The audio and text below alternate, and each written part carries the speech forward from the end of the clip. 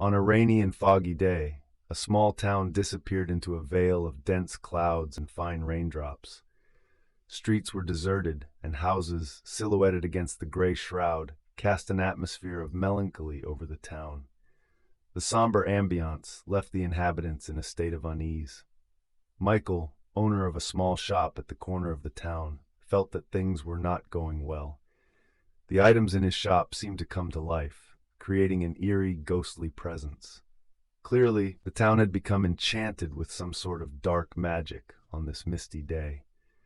As Michael stood behind his counter, he noticed that there was no one around.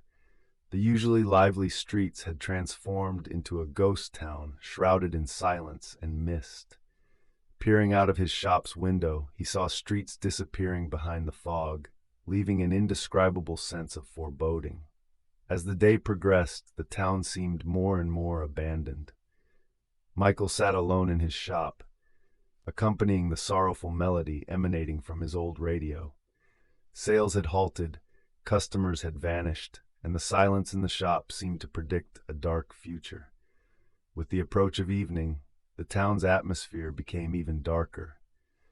Michael decided to close his shop and, as he prepared to lock the door, a shadow suddenly materialized. Draped in a black cloak, the figure represented the town's nightmare. Michael, recoiling in horror, watched as the shadow silently approached and extended a hand towards him. With the cold touch of the shadow, Michael's body froze, and it felt as if his soul was being torn apart. His eyes reluctantly accepted the cold reality of facing death. As the rain intensified, the town embraced the foggy silence of death. The next day, the town returned to normal, but Michael's shop remained closed. People buried the events behind the fog, yet dark events continued to haunt the heart of the town like a ghost.